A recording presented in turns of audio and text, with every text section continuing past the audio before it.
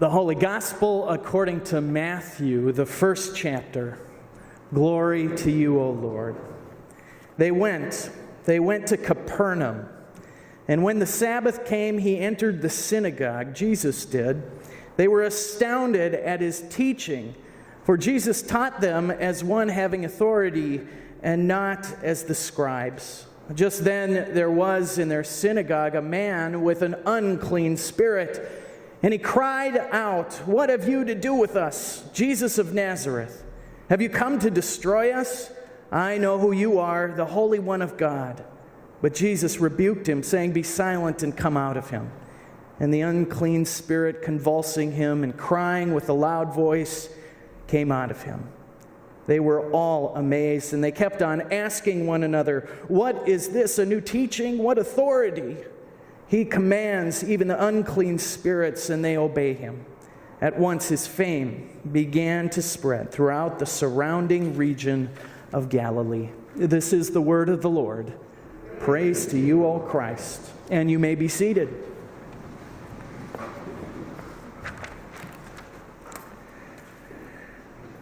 My wife Katie and I, have a standing Thursday evening TV date. It's a TV date we've had for the past 5 years. For the past 5 years, we've gathered with drinks and snacks in front of the television at 9 o'clock every Thursday evening. And this week was no different. Like every other Thursday over the past 5 years, we plopped down on the couch in front of the television. We turned the TV to NBC and watched the one and only TV show we watch each and every week. The show is called, anybody know? Parenthood. Parenthood. Have you heard of this show? Yeah, a few of you. It's a great show. It's a great show. This Thursday, we were sort of depressed around our house because if you know about Parenthood, you know this was the final episode of Parenthood. It's going off the air forever. And when it was done, my wife and I looked at each other and said, "Well, now what do we do?" Folks, Parenthood is this great, great show. And let me tell you a little bit about it. Parenthood tells the story of this lovable, often dysfunctional, sometimes nutty family, the Braverman family, a family I think most of us can relate to. The story doesn't sugarcoat all the real-life drama of this family. There's Zeke and Camille Braverman. They are grandma and grandpa. And then you hear the story of their 4 kids and their families and all their everyday, ordinary chaos that comes with life. Their life filled with all kinds of disruptions. The kind of disruptions we in our house know. Over the years, the Bravermans have had grandkids that have gone off to college, while some have made the hard decision not to go to college. There are relationship struggles that seem to go on and on. There are disruptions with a newborn child and an adoption and the tragedy of losing a job.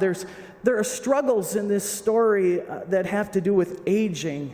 There's a grandchild with Asperger's, a granddaughter who becomes pregnant as a single mom. It's a story filled with the pain and joy, heartbreak, all the disruptions that I think affect real families. It's about real life.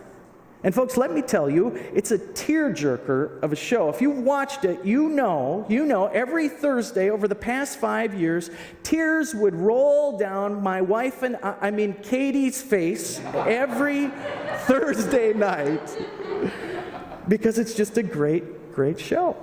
And I think it's so great. I think it's great because it lets you peek inside the homes of real families. Yeah, it's Hollywood, and yeah, they live in San Francisco, the San Francisco Bay Area, and they don't really seem to ever go to work. That's what's kind of interesting.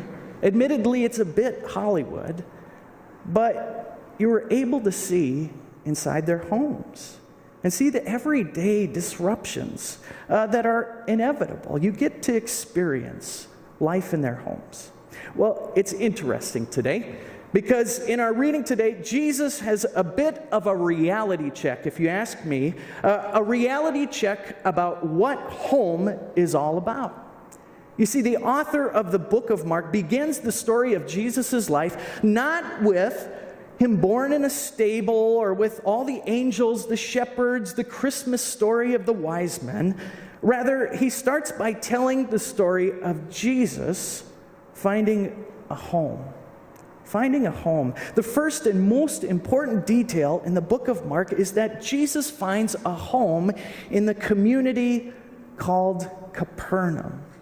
And from that point on, throughout the book of Mark, though Jesus will go away with his disciples and teach and preach and wander about, he always comes home. He comes with his disciples to Capernaum.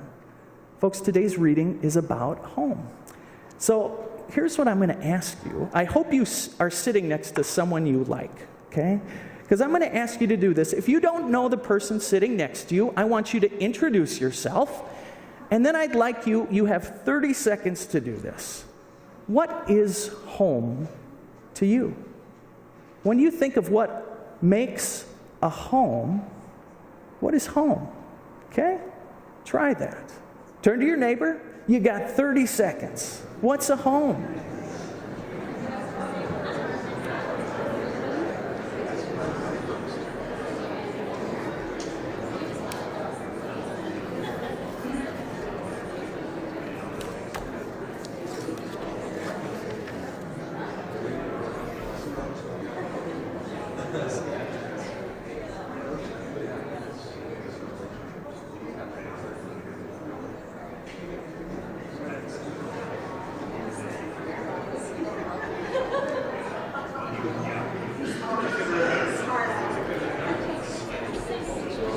All right, 10 seconds. 10 seconds. What makes a home? Time's up. Time's up. What makes a home, huh? Jesus makes his home in a place called Capernaum. I had the privilege of traveling with a group from Calvary about a year and a half ago to Israel and Palestine. And with that group from Calvary, we actually saw the archaeological remnants of what is believed to be Jesus' home in Capernaum. It was about a stone's throw from the Sea of Galilee, and as I stood there, I couldn't help but imagine how appealing that spot must have been. Like many of you that moved to this community to live by the lake, Jesus must have saw this place as a beautiful place to relax, to recharge, a place where he could let his hair down a little bit, a place where he could get some peace and quiet, a safe place where he could come back at the end of the day with his disciples away from the rat race.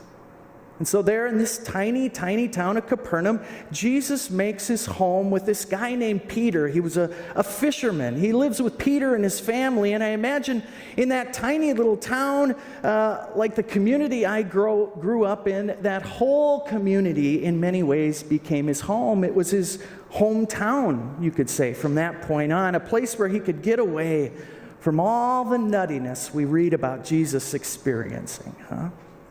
So we pick that story up today in our reading, and Jesus has made Capernaum his home, and now he's in the synagogue, we hear in our reading, and he's teaching away, and the hometown folks there who've gathered in church are astounded, it says, by his teaching. Everybody loves when one of their own is up there performing well.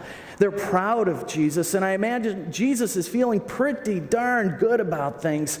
On top of the world, you could say. He's home, and it's there where everybody knows his name and he's supported, right? But all of a sudden, that safety, all that peace, all that serenity of home comes to a screeching halt. Because as Jesus is teaching, all of a sudden, someone bursts in through the front door and creates a disruption that changes everything. A man is hollering. I imagine him running down the center aisle of that church that day. I imagine the ushers trying to jump on him, tackle him. He's out of his mind. Parents are grabbing their children to keep them at a distance. He makes a scene. He's not well.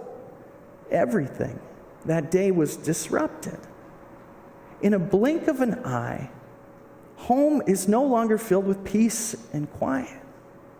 We could say Jesus gets a reality check about home, because all of a sudden, this hometown, these hometown people, they aren't what he thought they were. Home wasn't what he thought it was. Home was disrupted for Jesus. In that moment, Jesus learns what we know about home. As this man barges in, Jesus learns that home isn't immune from disruption. He learns that disruptions have a way of barging in the front door of our homes and our lives with little or no concern for our agendas, our hopes, our dreams. Jesus gets a reality check, folks. And it doesn't stop there. If you keep reading in the book of Mark, a few verses later, Peter drags Jesus back home out of the synagogue where Peter's mother-in-law is lying in bed. She's sick and on the verge of death. And as the word gets out about who this Jesus is, before you know it, everyone is at the door of Jesus' house with all their issues, every illness you could imagine, every struggle. They came to his home with strains in their marriages, depression, illness, loneliness, addictions, I imagine. Others, I imagine, came with financial concerns, still others with dysfunctional families.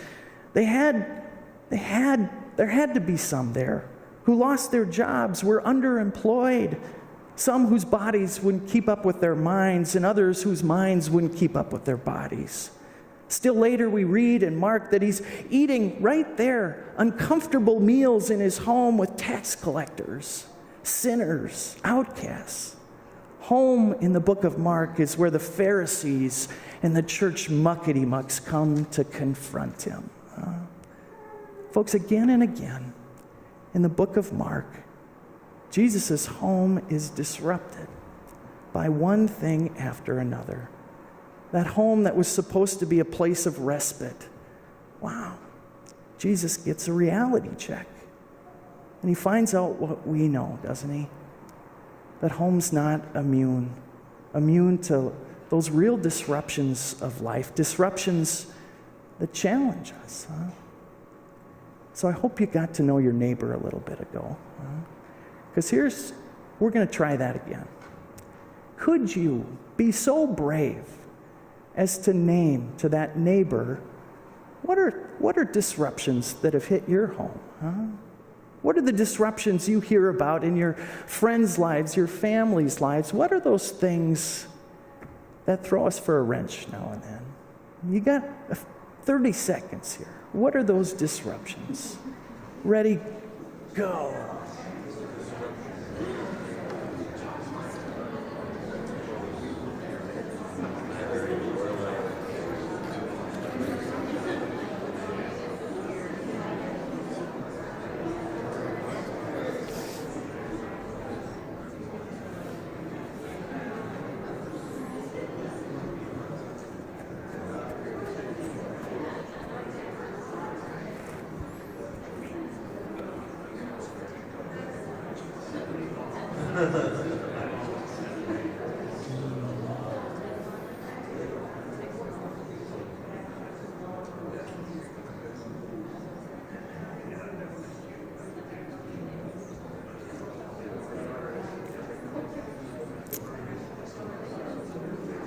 Folks, I think that one's not quite as fun as the first question, But folks, Jesus learns what we know, right?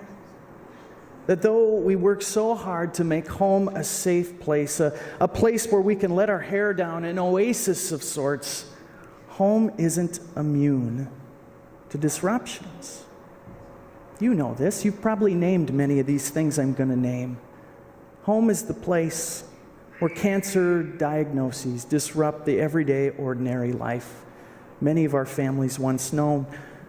Home is where life is disrupted by bodies that don't do what they used to do. Home is where you realize your memory isn't what it used to be. Home is where things can get awfully quiet when you're alone.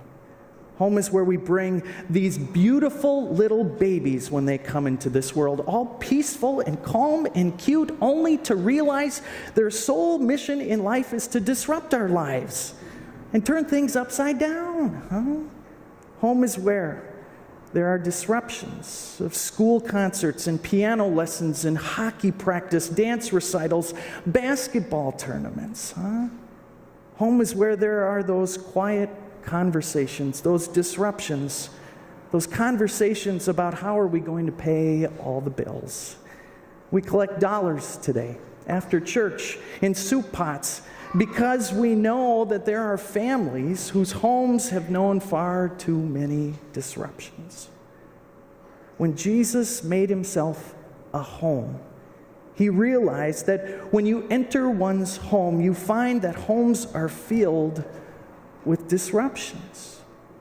And what's interesting is that Jesus doesn't sidestep this reality. He doesn't just pretend that home should always be happy all the time, that the goal of life is to have it all together, to somehow deflect all those disruptions. Jesus doesn't say that the perfect home should somehow, the Christian life should rise you above all these disruptions that lead to pain and grief. I think, folks, sometimes people believe that if I'm a good enough Christian, if I pray enough or go to church enough, if I get my act together, life will just be smooth sailing. That being a Christian means our lives should look put together, more godly, whatever that means, more immune to disruptions. That for good Christians, our homes should and our lives should look a certain way. But folks, you know, that's not what we hear when we hear the story of Jesus. That's not how things are for Jesus. Again and again, we find Jesus. Jesus' home is filled with one disruption after another. And folks, I wonder if just maybe that's the point. If maybe that's the point. Folks, maybe that's what Jesus wants us to know. Time and time again, we find Jesus amid one giant disruption after another. And folks, what if that's the point? That when those disruptions hit, that's where we find Jesus. Right there with us, in our homes. Folks, that's the promise of our baptism. That wherever we go, whatever comes our way, whatever we do or don't do, whatever disruptions fuss with us, God's right there. Right there.